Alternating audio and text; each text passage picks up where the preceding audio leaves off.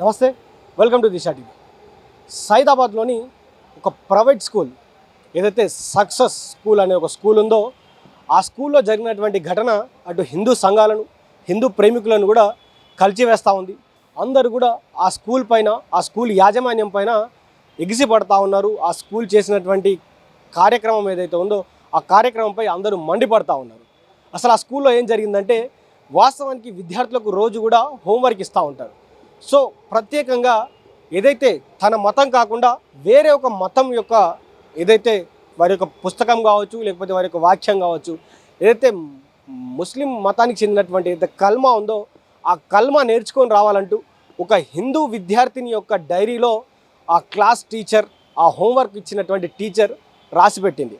So రాసిపెట్టిన తర్వాత సాయంత్రం వేళ విద్యార్థిని యొక్క తల్లిదండ్రులు చూసి కల్మా ఎందుకు నేర్చుకోమంది అంటూ కూడా ఆ డైరీలో రాసినటువంటి అంశాన్ని చూసి వారు అవాక్కయ్యారు.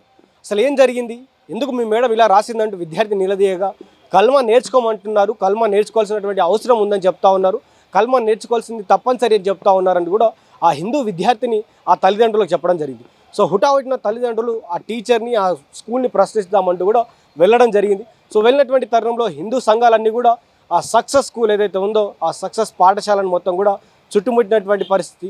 ఒక హిందూ విద్యార్థిని తన అనుమతి లేకుండా కల్మా ఎలా నేర్చుకోమంటారంటూ కూడా ప్రజా సంఘాలు హిందూ సంఘాలన్నీ కూడా మండిపడుతున్నటువంటి క్షణాలు అయితే అవపడతా ఉన్నాయి. అదేవిధంగా వాస్తవానికి ఇక్కడ కేంద్ర మంత్రి బండి సంజయ్ కూడా స్పందించడం జరిగింది. అసలు ఎట్లా ఈ మాటలు చెప్తారు, ఎట్లా ఒక హిందూ అమ్మాయిని ముస్లింలకు సంబంధించినటువంటి మతబోధాన్ని నేర్చుకోమంటారు, అదేవిధంగా ఎట్లా దీన్ని కంపల్సరీ చేస్తారంటూ కూడా ఆయన మండిపడడం జరిగింది. ఇలాంటి సమయంలో సెక్యులర్ వాదం గురించి మాట్లాడేటువంటి వారు, హిందుత్వం కాకుండా సెక్యులర్ విధానాన్ని మాట్లాడేటువంటి వారు మీరు ఎక్కడికి పోయారంటూ కూడా ఆయన ప్రశ్నించడం జరిగింది. అదేవిధంగా మొన్న ఆటోపై కొటేషన్ రాసుకున్నటువంటి ఆటో డ్రైవర్ని ఎలా అయితే ఇబ్బందులు పెట్టారో ఆ పోలీసులందరి మీద కూడా చర్యలు తీసుకోవాలంటూ కూడా ఆయన డిమాండ్ చేశారు. ఎందుకంటే ఇలా చేస్తుంటూ పోతే హిందువులపైన దాడులు, హిందూ మతం మీద దాడి, లేకపోతే హిందూలో ఉన్నటువంటి హిందూ సమాజానికి సంబంధించినటువంటి వ్యక్తుల మీద ఇంకా దాడులు పెరిగిపోతూ ఉంటాయి. సో ఇది ఖండించాల్సినటువంటి విషయం. సో దీనికి తప్పకుండా అందరు హిందూ సంఘాలు ఖండించాలి. అదేవిధంగా ఆ స్కూల్ మీద ఆ స్కూల్ యాజమాన్యం మీద హోంవర్క్ ఇచ్చినటువంటి టీచర్ మీద తప్పనిసరి చర్యలు తీసుకోవాలంటూ కూడా ఆయన డిమాండ్ చేశారు. అదేవిధంగా నిన్న మొన్న జరిగినటువంటి హిందువుల మీద దాడుల గురించి కూడా ఆయన మాట్లాడుతూ ఇలా చూసుకుంటూ పోతే భాగ్యనగరం అంతా కూడా ఈ ఏదైతే ఈ అంశం ఉందో హిందూ ముస్లిం అనే అంశం మొత్తం పాకిపోయి ఈ కాంగ్రెస్ ప్రభుత్వం ఉన్నన్ని రోజులు కూడా ఈ ఇబ్బంది కలిగేటువంటి అవకాశం ఉంది. కాబట్టి భాగ్యనగరం అంతా మేల్కొని ఈ ఏదైతే ఈ మతబోధన చేస్తున్నటువంటి వ్యక్తులను కూడా పక్కన పెట్టాలంటూ కూడా ఆయన పిలుపునివ్వడం జరిగింది. అదేవిధంగా ఎప్పుడైతే కేంద్ర మంత్రి బండి సంజయ్ వ్యాఖ్యలు చేసిండో మేము రాబోయే రోజుల్లో భాగ్యనగరం అంటే హైదరాబాద్ వీక్ కావచ్చు లేకపోతే రానున్నటువంటి ఎలక్షన్స్లో తెలంగాణలో అధికారంలోకి వచ్చేది బండి సంజయ్ అంటే బీజేపీ పార్టీ బండి సంజయ్ ఇక్కడ ఉన్నటువంటి పరిస్థితులలో రానున్నటువంటి రోజుల్లో మేమే ఇక్కడ అధికారం చేపట్టబోతామని బండి సంజయ్ చెప్పడం జరిగింది.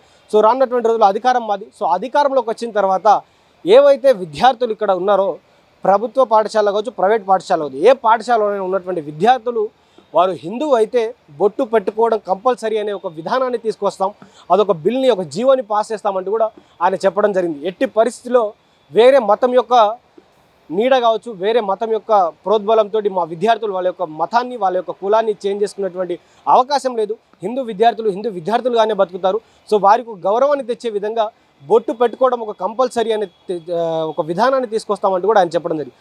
ఎప్పుడైతే ఆయన ఈ వ్యాఖ్యలు చేశారో ఇప్పుడు చాలామంది ఆయనను వ్యతిరేకిస్తూ ఉన్నారు. అసలు బొట్టు మీద రాజకీయం ఏంది, బొట్టును పట్టుకొని ఈ బొట్టు కావచ్చు లేకపోతే ఈ మతబోధన కావచ్చు దీని మీద రాజకీయాలు ఎందుకు చేస్తూ ఉన్నారు, హైదరాబాద్ రాష్ట్రంలో హిందూ ముస్లింల మధ్య ఎందుకు గొడవలు పెట్టిస్తున్నారంటూ కూడా అటు చాలామంది సెక్యులర్ వాదాలు ఉన్నటువంటి వాళ్ళు కూడా ఇక్కడ బండి సంజయ్ మీద విరుచుకుపడుతున్నటువంటి పరిస్థితులు అయితే ఉన్నాయి. సో మొత్తానికైతే ఇక్కడ ఉన్నటువంటి పరిస్థితులు చూస్తే ఇక్కడ మళ్ళీ ఏదైతే ఈ సైదాబాద్ స్కూల్ ఇష్యూ కావచ్చు, దానికంటే ముందు జరిగినటువంటి ఆటో డ్రైవర్ ఇష్యూ కావచ్చు, నిన్న మొన్న జరిగినటువంటి గుళ్ళ ఇష్యూ కావచ్చు, సో గుళ్ళ కూల్చివేతలు కావచ్చు, సో ఇక్కడ కాంగ్రెస్ ప్రభుత్వం వచ్చిన తర్వాత హిందువులపైన దాడి జరుగుతుందని మాత్రం అటు బీజేపీ పార్టీ గట్టిగా ఇవన్నీ సంఘటనలు చూపించుకుంటూ ఆరోపిస్తూ ఉంది. ఆరోపించడమే కాదు దాన్ని ప్రూవ్ చేసే విధంగా దాన్ని ప్రజలకు తీసుకుపోయే విధంగా గట్టిగా ప్రయత్నిస్తూ ఉంది.